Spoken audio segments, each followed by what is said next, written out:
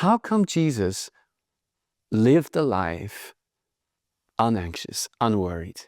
He had plenty of reasons to be anxious and to be scared and to be fearful.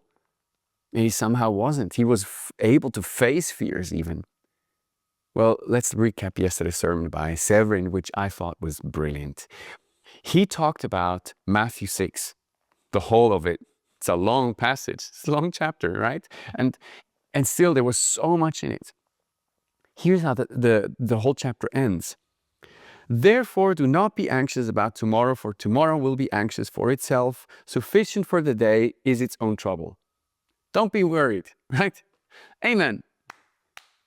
Done. Like, just because it says here, don't worry, there's still a lot of Christians who are worried, including yours truly, right? We get worried. Well, what are we missing? I would say the whole chapter before, because Jesus builds up to that verse with a repeated pattern of naming activities that are spiritual and saying, you know what, when you do that, do it in hidden, because A, God is in the hidden place, B, God sees in the hidden place. Let me read one to you. When you give to the needy, do not your left hand know what your right hand is doing, so that when you're giving, it may be in secret, and your Father who sees in secret will openly reward you. He makes this exaggeration, right? Saying, you know, when you give, don't sound the trumpet before you go. I gave, I did this wonderful thing, so people can reward you. No. God needs to see it, and God does, right? And then he says something about prayer. He says, well, don't pray so people see you. That's not the point of prayer. The point of prayer is to meet God in the secret place. When you pray, go into your room, shut the door, pray to your Father who is in secret, and your Father who sees in secret will reward you. That's the pattern. And then he says something at the end also about fasting, is that when you fast, don't look terrible. Don't you love it, right? When you fast, appear to the outward world, like anoint your head, wash your face, that your fasting might not be seen by others, but by your Father who is in secret. And your Father who sees in secret will reward you openly.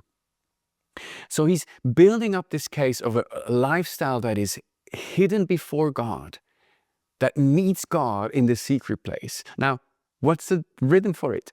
Severin says daily, and there is a daily prayer that we can pray, which is the Lord's Prayer, just in the middle of those practices.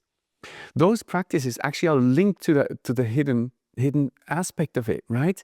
Give us this day our daily bread. Well, if you're fasting, you can pray that God would renew your strength, because you're actually consciously weakening your body. Forgive us our debts.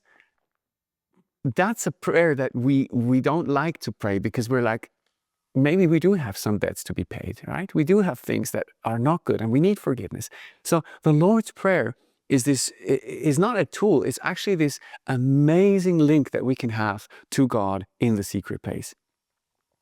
And this is why then later on he says, you know what, when you lay up treasures, you don't need to put them up in some, people don't need to see it. God sees. And this is why you can live a life unworried.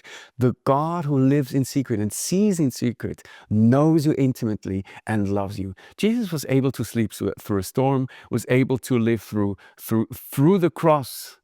Imagine this, and was able to face even the interrogation of the Romans, because he knew exactly who he belonged to. And that comes out of life of the secret place. Jesus often withdrew to God. We don't know what he prayed there, because that was only reserved between him and God.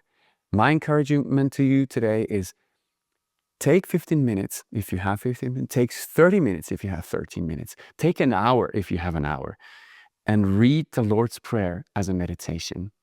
Pray each of these sentences as a whole prayer. Talk about our Father in heaven. Talk to him first of all. Put yourself into this sonship of the Father, daughtership, and then go step by step through it. God bless you guys. Have a wonderful week.